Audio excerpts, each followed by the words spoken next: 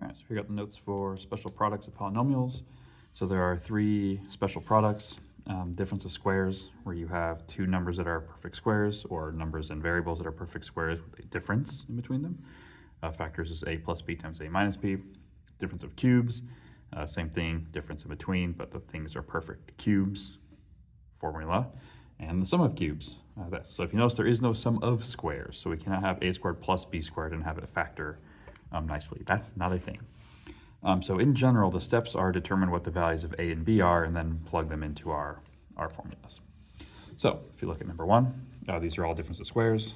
So this thing here is my a squared, and this thing there is my b squared. So if I want to work out what a and b are here, how it would go would look something like this. So to find a, if that is a squared, a is going to be the square root of 81x squared, and b, same reasoning, will be the square root of 100. Note the subtraction sign doesn't matter because that's just part of the formula. So square roots of numbers are relatively straightforward. Square root of 81 is 9. When you do variables and you take the square root, you take half of the exponent. So half of 2 would be 1, so just 9x. For b, square root of 100 is 10. So for our difference of perfect squares, our formula is right here: a plus b, a minus b. So a plus b, a minus b. And there's our answer. So for 2, so to find a, that's the square root of 36x squared. B would be the square root of 25. So square root of 36 is 6. Half the exponent would be x, and this would be 5. So a plus b, a minus b. So for number 3, a would be the square root of 9x squared. B would be the square root of 121. So this would be 3x, this would be 11. 3x plus 11, 3x minus 11. All right, so we got next. So for 4, so to find a, that would be the square root of x squared y to the 6th. B would be the square root of 1. So up here, half our exponents would be xy cubed. Square root of 1 is 1. So xy cubed plus 1, xy cubed minus 1. Now, so also here, it doesn't matter if variable's first or second. So a is going to be root 4. B will be the square root of x to the 6th. So the square root of 4 is 2. X to the 6th, half my exponent would be, that's sloppy, 3. So a plus b, a minus b. And our last one, similar process. So a is the square root of 36y squared. B is the square root of x to the 6th. So 6y, 36 is 6, half of the exponent, and x cubed. So a plus b, a minus b.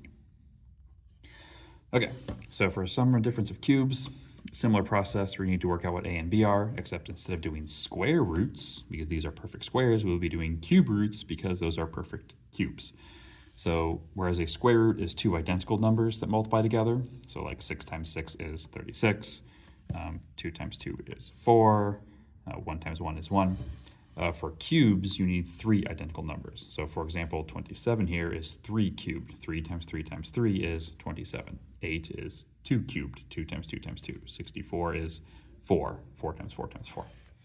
So to find a, because we have cubes, we have to take the cube root, 27. B would be the cube root of 8t squared. Now your calculator can handle these. There's an X root button, looks like this, on your calculator. To get that command to come up, it's the second key, and then it's the key that looks like that, the caret.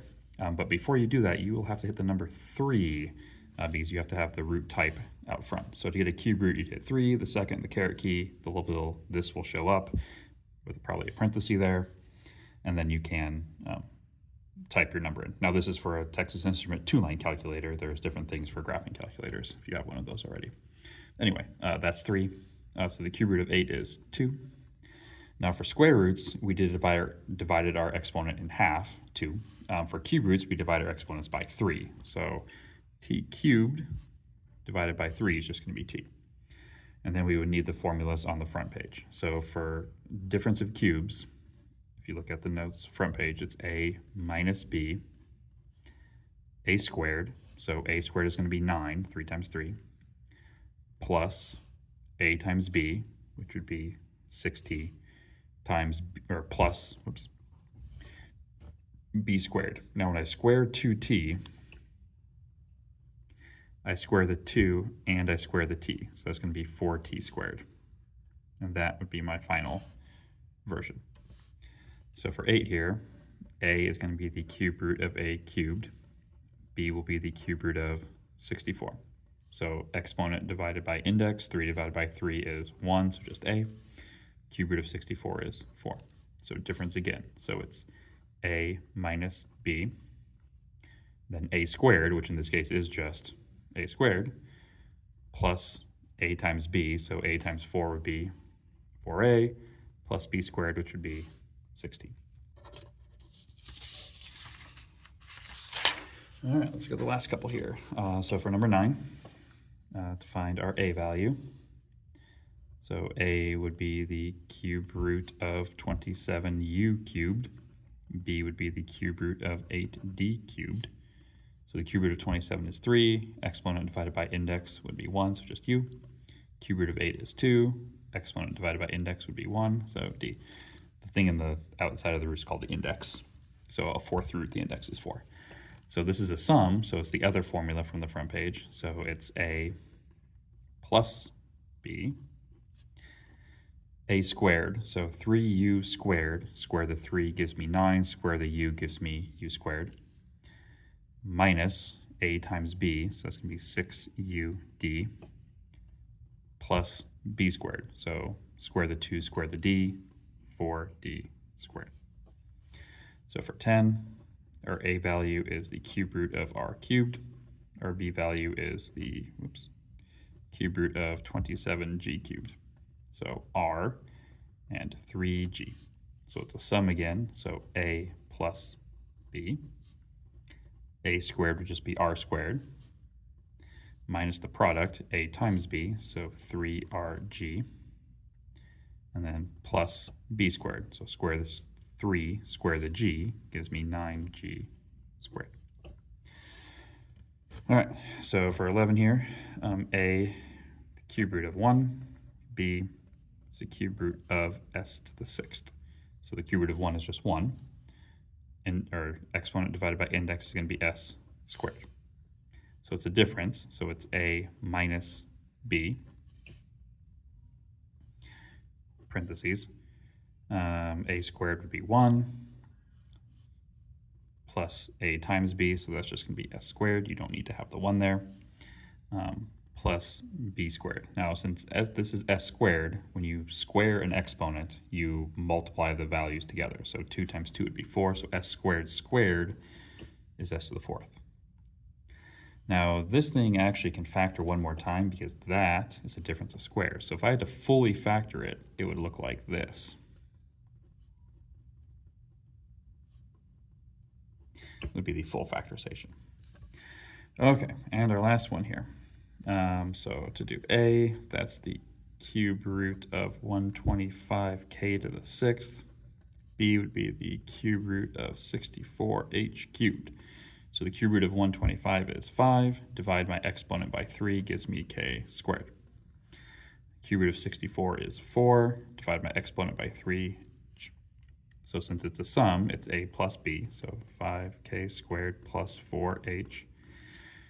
Then it's a squared. So 5k squared squared. Square the 5 gives me 25. K squared squared is going to be k to the 4th. 2 times 2. Then we'll have the product, so plus 20 k squared h. 5 times 4 is 20, k squared and h. And then, whoops, that's not plus there. That should be a minus sign. And then plus b squared, so 4h squared. So 4 squared is 16, h squared is h squared. A note about the pattern in the signs. In the first set of the parentheses, here, here, here, and here, that sign should always match the sign in the original problem. Plus in the first set, plus in the original. Minus in the first set, minus in the original. Plus in the first set, plus. The second one, the second sign, And the answer is always the opposite of the first. So if it's plus here, it has to be minus here. If it's minus here, it has to be plus here. The third sign is always positive. If you notice, every time we have b squared, we're always adding it. So the only two signs that'll change are the one in the first set of parentheses and the first one in the second. They are always opposites of each other, and the one in the first set of parentheses matches the original problem. Plus, plus, minus, minus, so on and so forth. But that brings us to the end of the section.